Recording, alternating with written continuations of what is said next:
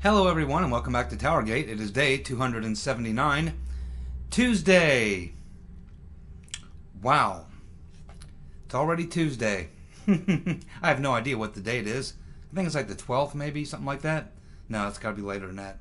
I don't know. It doesn't matter. It's Tuesday. And it's day 279 of TowerGate.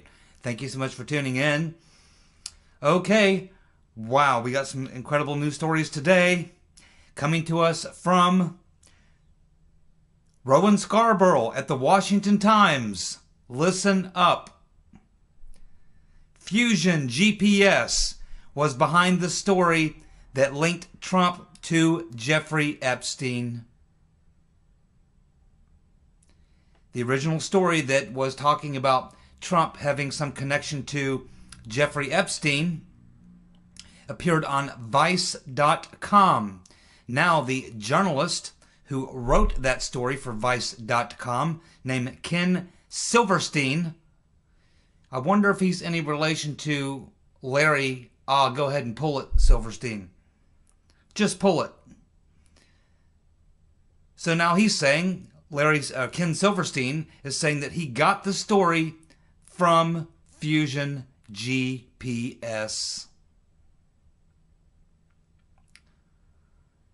Why shouldn't that surprise us? Now, I had a commenter about 2 weeks ago leave in the comments section a link for me to go watch a video which shows this apparently link between Trump and Jeffrey Epstein, that he flew on his plane, went to his island, the same thing Bill Clinton is alleged to have done. But Ken Silverstein said when he wrote the article that he did go ahead and give the article to Vice.com, but he knew that it was basically BS. He did double check some things on the story before he ran it, and he found out that there was a couple of occasions where Trump happened to be in the same place at the same time as Jeffrey Epstein, which shouldn't surprise anybody. They're both billionaires. They attend a lot of the same functions. But that doesn't mean that Trump took a trip on his private jet with those underage girls. Doesn't mean he went to the island, and there's no evidence of that. We do know it was a hit piece by the slander artist over at Fusion GPS. That's what they do. And remember, they were getting paid to do this. Now, some people say, well, does that exonerate Slick Willie because he too was accused of being on Epstein's jet? No. Oh, no.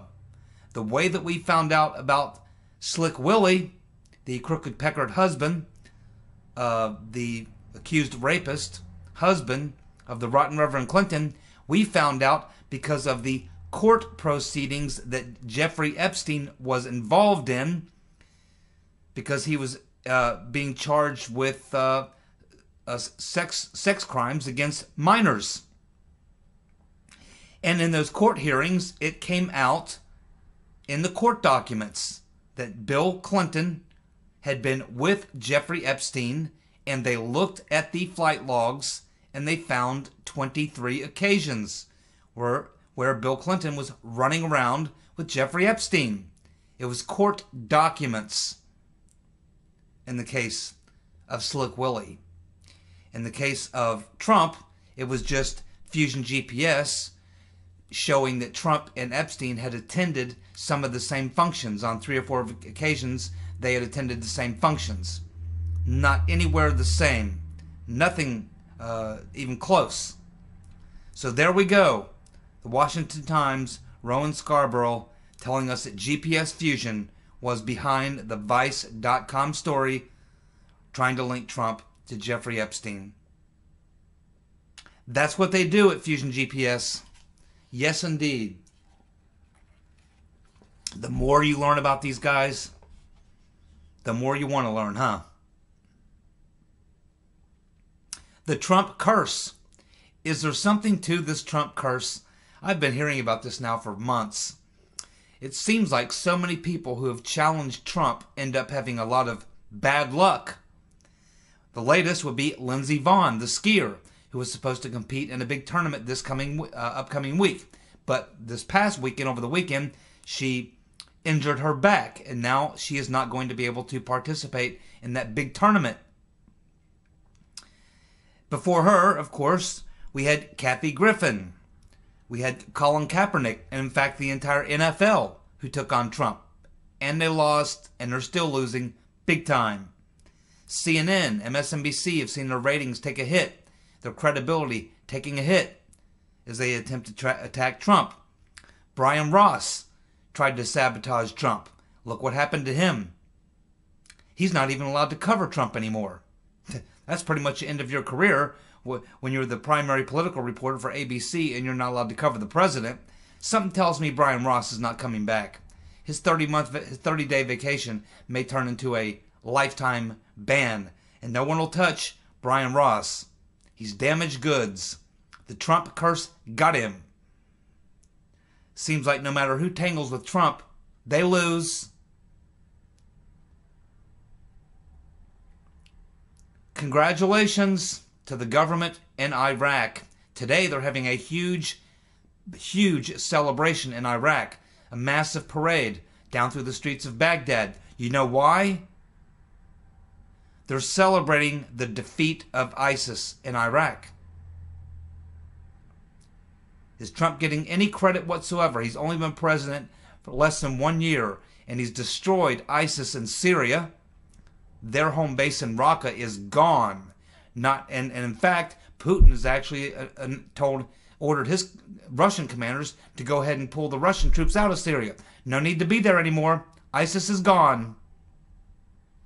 It appears now they're also gone in Iraq, and the stronghold they had there, it has fallen. Trump has got Al-Qaeda and ISIS on the run. They're getting whomped, is what's happening to them, because Trump's taken off the gloves. And also because I don't think Obama really wanted to win that war. What do you think?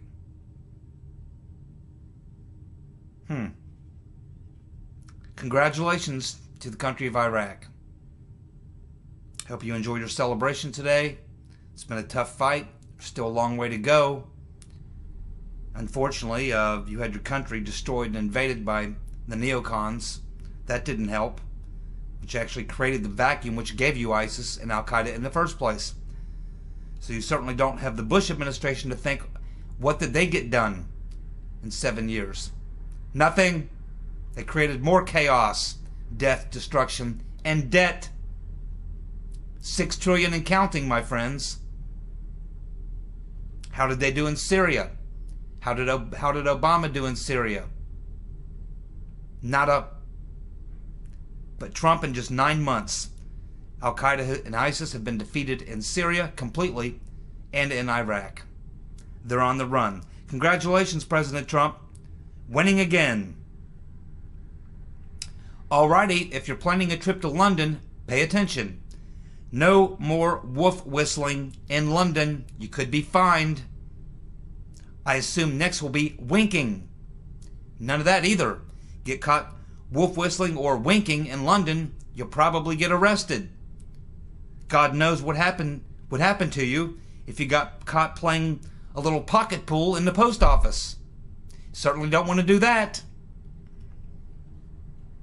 Could end up with a death penalty for pocket pool in the post office in London. Huma Abedin and Cheryl Mills made false statements to the FBI when they were being interviewed regarding the Hillary Rotten Reverend Clinton email investigation. They lied. They stated in that interview that they did not know about the Rotten Reverend's private email server. But emails from 2009 show both knew about the Rotten Reverend's private email server because they talked about it in emails. So, why did Peter Ben Strokanus not charge them with lying to the FBI, making false statements? Why? You know why.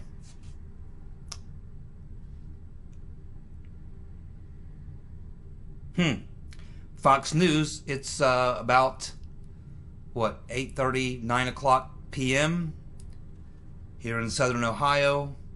I just looked at a Fox News story where they're showing that Roy Moore is down 10 points to his challenger in Alabama. That would be very surprising, even notwithstanding the fact that we know that in the last 24 hours, they've dropped another sexual allegation or two. They are pumping tons and tons and tons of money. A group of Hollywood liberals, including Rosie O'Donnell, kicked out 500 grand, 580 grand, just in one day worth of negative ads that they're running right now, as we speak, in Alabama, against Roy Moore. They're bringing out all the big guns, everyone they got, including, that's right, they're even going to have a last-minute appearance by Barack Hussein Obama. He's going to show up down in Alabama and put in his 2 cents.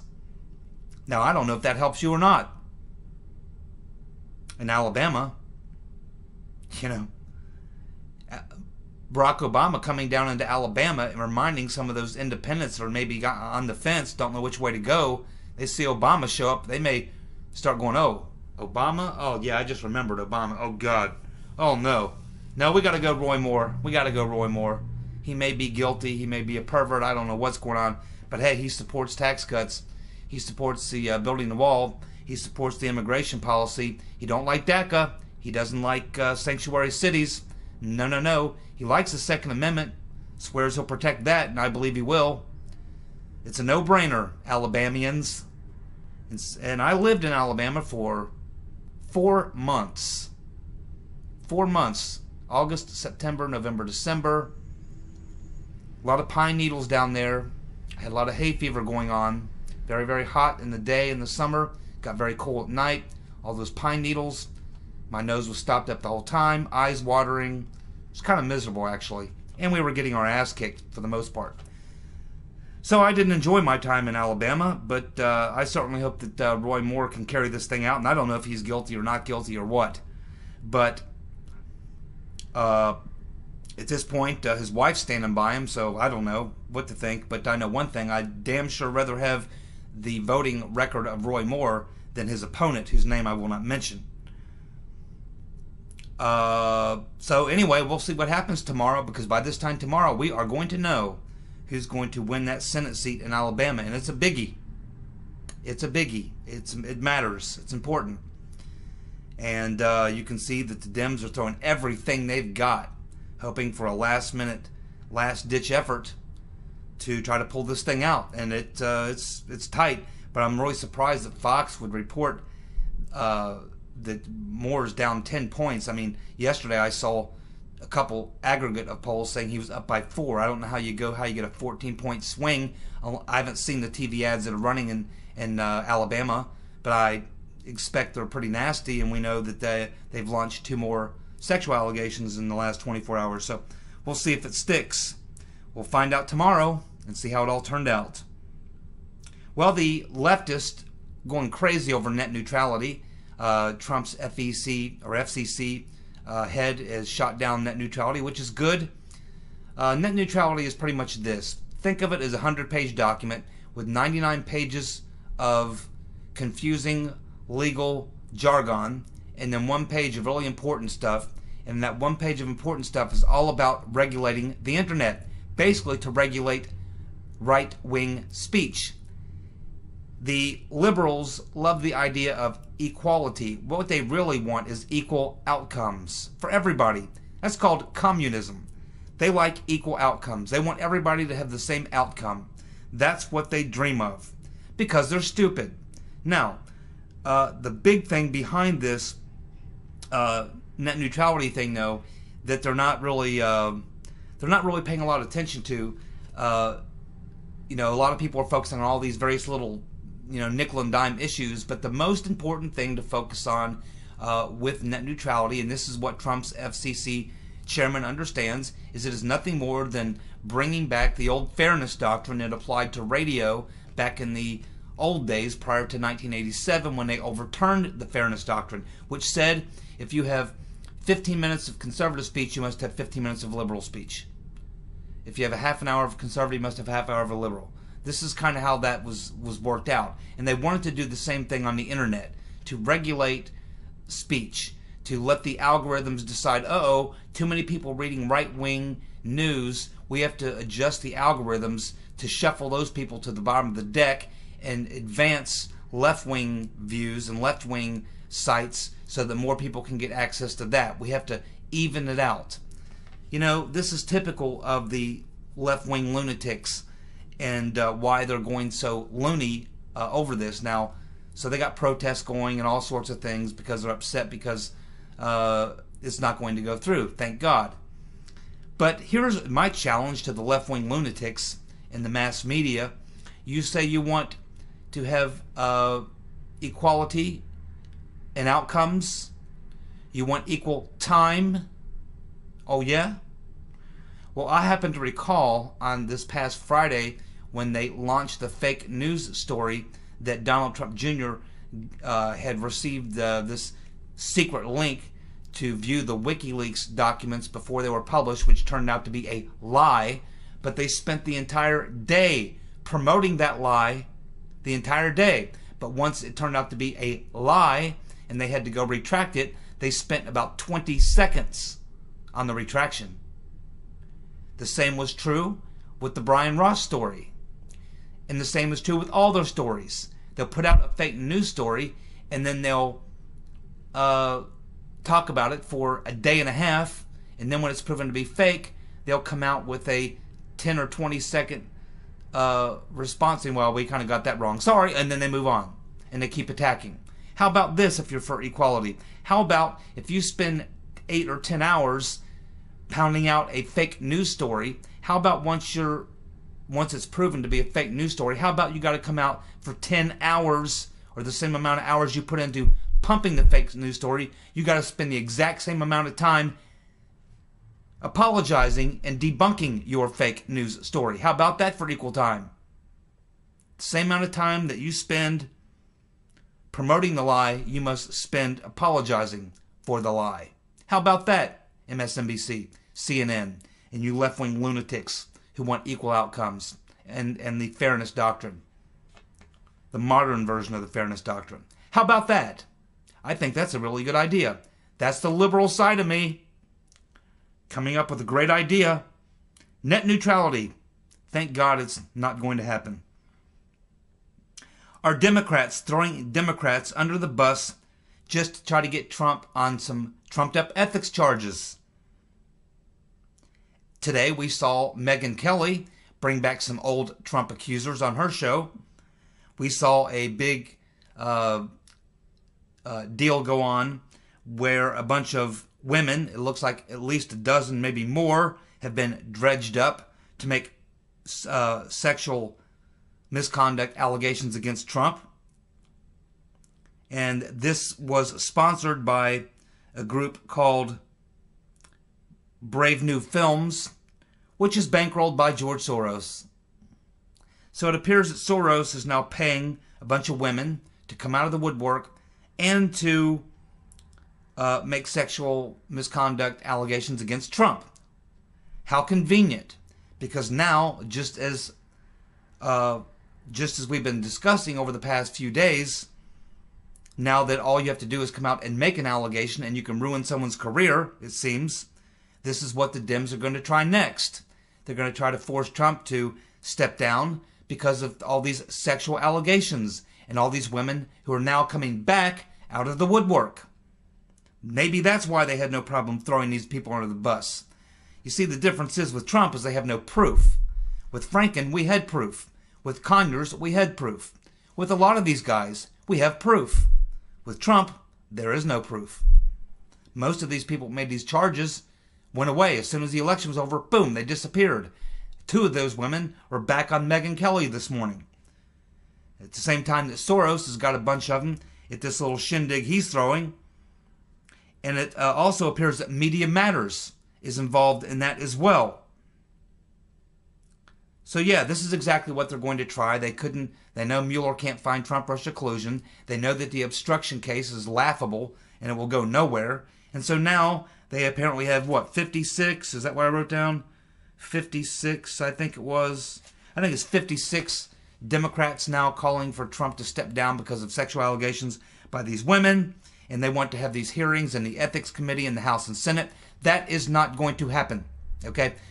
There's no way that they're going to have Ethics Committee hearings in the House and in the Senate and allow a bunch of women to come out of the woodwork, funded by Soros, to make sexual allegations against Trump in the halls of Congress, in these committees. They're not going to do that, okay? They're not going to do that. For one, it could be used against a future Democrat president or Democrat politician. They're not going to do that. But if they did want to do that, oh, you could have some fun with that. You could make it a broader investigation. Oh, you could bring in a whole bunch of people. How about Kathleen Willey, who claims that Clinton raped her? And many of the accusers of Slick Willie, many of them will tell how Hillary was the one who launched the attack dogs on them while her husband was raping and abusing them. How about that? Would you Democrats like that? I thought so. Now shut the fuck up and go away. It's not going to work. They're making me angry. Sorry about that. Alrighty. Oh, this next story is a major, major breaking story coming to us on a tip from one of my very, very favorite subscribers, the lovely and talented Mara. Thank you, Mara, for that link. I checked it out, or that tip on this story. This is a breaking story. It appears that the Department of Justice officials, or it appears that Department of Justice official Bruce Ohr, who we found out had a meeting with Glenn Simpson and talked to Glenn Steele several times during the investigations back over the summer of 2016. It turns out that his wife was working for Fusion GPS during the 2016 elections and when all these investigations were going on. So not only was this guy at the Department of Justice, not only was he talking to Glenn Simpson, multiple conversations with Christopher Steele, but his wife's actually working for Fusion GPS. Oh my God. My God. How deep does it go, man? Her name is Nellie Ohr. And she was on Fusion GPS payroll during the 2016 elections. I find it hard to believe that Rosenstein didn't know this. I find it very difficult to believe that Mr. Benstrokinus didn't know this. I find it probably difficult to believe that Comey didn't know this, that Lynch didn't know this. Come on, man. This thing is just unraveling. It is just absolutely unraveling. So I guess when they call Bruce Ohr into hearings next week to talk to him about that, he should probably bring his wife. She could probably give us a lot of information. She was working for Fusion GPS while her husband was involved in the investigation. Well, now we have Sir Andrew Wood giving his third different take on exactly what happened in his meeting with John McCain and David Kramer in Nova Scotia. He tells Catherine Herridge of Fox News that it was Christopher Steele who called him and told him to tell John McCain and David Kramer about the dossier. So this is his third take now. He just told the BBC before that when he was talking to McCain and Kramer, they already knew about the dossier. Now he's telling Catherine Herridge that Christopher Steele called him and said, hey, at the conference, I want you to catch up to this Senator John McCain and his right-hand man David Kramer, and I want you to tell him all about the dossier. You know what stinks about this is we just learned that David Kramer is one of the three top. There's only 3 board members. He's one of the 3 board members of the Halifax forum that they have there in Canada. He's one of the 3 board members. He should have known, and he probably did. It's hard to know who's telling the truth here with these spies. They lie their entire lives. I don't think you ever get Steele or Wood or Kramer or McCain or any of these people to ever tell the straight truth. Then we have, of course, the former spy chief, Mike Morrell, who, of course, we all saw during the campaign out there supporting Hillary and trashing Trump, now admits that he was part of the deep state intelligence war on Trump. And he says, you know, looking back on it, it may not be good, may not have been a good idea to have leaked all that intel. Here's the former spy chief telling us what we've all suspected for a very long time, that these leaks were purposeful, coming out of the intelligence community to destroy Trump. Now here you have the son of a bitch coming out and publicly admitting that that's exactly what they were doing, and that he kind of regrets it. He's thinking through the backlash. He said he didn't think through it at the time, but now that he has, he understands the backlash is coming as a result, and so it may not have been the best of ideas. But he does admit that the intel community did go to war with Trump. Well, Larry King has been accused of groping someone. Why doesn't that surprise me? What took so long? Hey, that Bangladeshi national that just committed the most recent terrorist attack in New York today? Well, he was also brought in on that lottery system. I'd love to know who came up with that idea, and I'd like to see the names of everyone who voted for it. There may not be a dumber piece of legislation ever signed in this country than any type of legislation that would just allow people from these countries, such as like Bangladesh, come to the United States through a lottery system. What a stupid idea. Well, we have California Democratic Assemblyman Matt Dept resigning after accusations that he followed a female lobbyist into a restroom and masturbated in front of her at a friend's wedding party.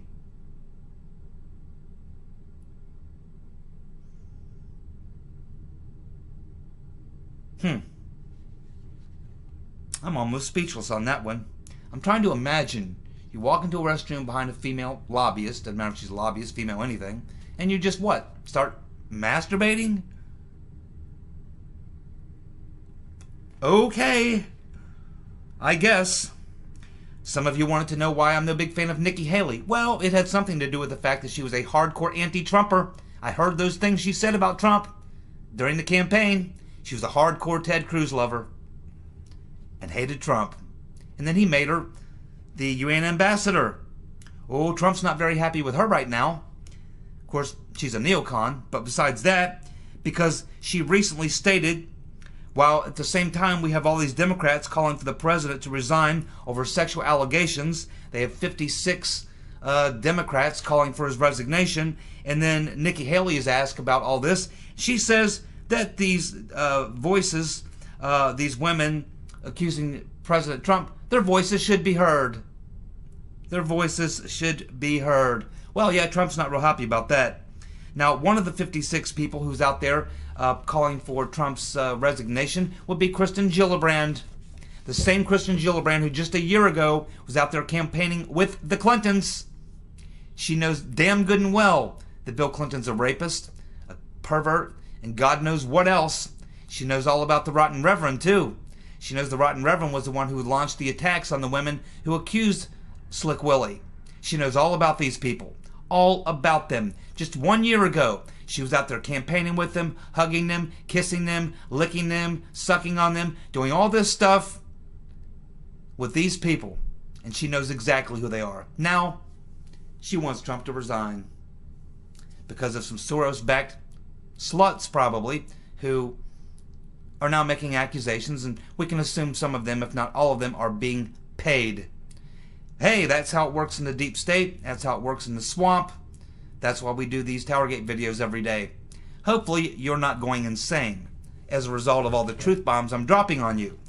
Well, thank you so much for tuning in. We'll be back tomorrow, and we'll see what the hell happens next. God only knows.